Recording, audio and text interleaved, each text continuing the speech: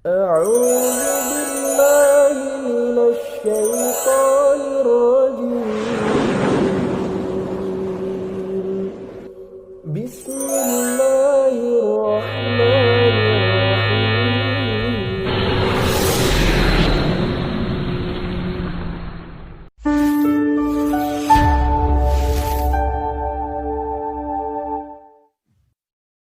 Assalamualaikum Ustaz. Assalamualaikum warahmatullahi wabarakatuh. Ada yang mengatakan bahwa Nabi Ummi bukan merupakan Nabi yang tidak bisa baca dan tulis, namun merupakan pengertian dari Nabi yang bukan berasal dari Bani Israel yang tidak diberi kitab. Apakah betul seperti itu Ustaz? Atau apakah Ummi betul memiliki arti tidak bisa baca dan tulis atau tulisan? Jazakallahu khair. Semoga Allah muliakan Anda dan muliakan keluarga Anda. Pertanyaan seperti ini sudah banyak lama.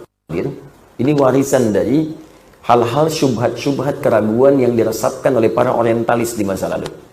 Ya. Pertanyaan ini, teman-teman sekalian, tidak pernah hadir bahkan dari musuh-musuh Islam sekalipun yang membenci Nabi SAW di awal masa kenabian. Dan mereka sepakat Muhammad SAW itu ummi. Muhammad gak bisa baca SAW. Muhammad gak bisa tulis. Ya, dan pengertian ummi di kalangan orang Arab pada saat itu, apalagi di konteks tempat Nabi tinggal, sepakat semua orang nggak bisa baca, nggak bisa tulis. Apa hikmahnya? Bukan berarti bodoh. Tidak, ummi itu bukan berarti bodoh. Ya, boleh jadi orang nggak bisa baca dan tulis diberikan kelebihan-kelebihan tertentu untuk hikmah tertentu. Ya, apa hikmah yang paling utama? Nabi Muhammad SAW dijadikan ummi oleh Allah Subhanahu wa taala, tak punya kemampuan membaca, tak punya kemampuan menulis. Di antara hikmah terbesarnya adalah supaya tidak ada tuduhan ketika Al-Qur'an diturunkan adalah bagian dari rekayasa dan hasil kreasi Nabi Muhammad SAW. Karena Nabi itu pandai baca, Nabi pandai tulis, oh pantas Quran itu buatan Muhammad. Itu di antaranya. Makanya ketika wahyu turun pertama kali untuk membuktikan apakah yang dimaksud ummi itu bukan Nabi yang keturunan Bani Israel, ataukah ummi itu tak bisa baca dan tulis, perhatikan bagaimana ketika ayat pertama diturunkan. Apa ayat pertama itu? Iqra bismi rabbikal ladzi khalaq. Ketika kalimat iqra turun, iqra, apa jawaban Nabi? Sepakat semua riwayat. Saya ulang ya, sepakat semua riwayat, mutawatir sifatnya. Jawaban Nabi pertama kali, ma ana biqari. Ma ana biqari. Saya betul-betul nggak bisa baca. Perhatikan, dalam bahasa Arab ada ma qara'tu, ada ma ana biqari. Ada hukum di ilmu nahwu, kalau ma nafi bertemu dengan ba, maka hukumnya taukid. Atau laisa, ma laisa bertemu dengan ba setelahnya, hukumnya taukid untuk menguatkan. Paham? Tidak. Contoh. Di surat At-Tin, di ujung ayatnya, alaisallahu bi ahkamil hakimin. Allah bisa mengatakan begini, alaisallahu ahkamal hakimin. Kenapa kemudian masuk ba di situ? Di kaidah ilmu nahwu, kalau ada laisa setelahnya ba, itu hukumnya taukid, menguatkan, benar-benar. Jadi kalau ada yang meragukan, ya dipakaikan setelah laisa ba supaya dia yakin. Untuk meyakinkan orang ragu bahwa ini benar-benar loh. Kata Allah, saya serius, saya ini hakim yang paling adil. Apa engkau masih ragu juga? Sekarang Nabi ketika mengatakan, saya nggak bisa baca, pakai ba untuk menegaskan pada yang ragu. Yang menuduh Nabi, kamu bisa baca ya, kamu bisa nulis ya. Makanya polos kalimat yang mengatakan ketika Jibril turun, menyamar jadi lelaki, mengatakan, Iqra ya Muhammad, baca. Kalimat Iqra, sebelum disempurnakan, Iqra, ya kata malaikat Jibril, itu untuk memberikan kesan kepada kita semua. Nih, lihat nih, Muhammad bisa baca nggak? Bisa tulis nggak? Ummi atau bukan? Ya, maka apa jawab Nabi? Ma ana biqari. Saya betul-betul nggak bisa baca. Maka Nabi pun meyakinkan kepada kita semua, pada orang sekitarannya, saya betul-betul nggak bisa baca. Diulang oleh malaikat. Benar nggak nih? Iqra, sekali lagi. Jawabannya yang kedua sama, ma ana biqari, masih konsisten. Ketiga, iqra, jawaban sama, ma ana biqari, masih konsisten. Kenapa sampai diulang 2 kali, sampai 3 kali? Untuk memastikan betul. Kalau jawaban sedikit berubah, tidak ada konsistensi di situ, berarti ada sesuatu yang harus dicurigai. Iqra, ma ana biqari. Iqra, ya sedikit sih bisanya. Iqra, ya baiklah saya baca. Nah, Ada tidak konsisten di situ, inkonsistensi. Tapi ketika semua kalimatnya sama, ma'ana biqari, ma'ana biqari, ma'ana biqari, ini menunjukkan benar-benar Nabi tidak bisa baca.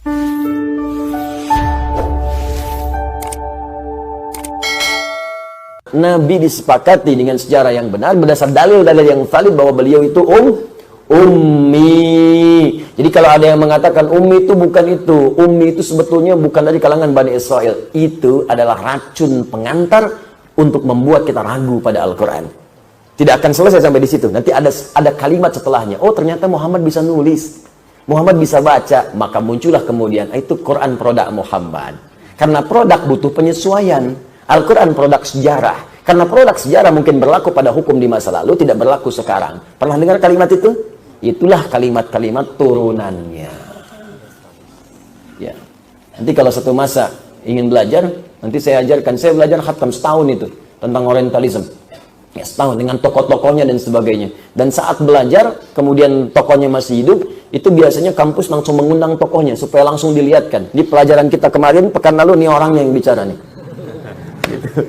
Dan ternyata biasa-biasa aja, nggak pinter-pinter amat. Ya, pinteran si amat daripada dia. Ya.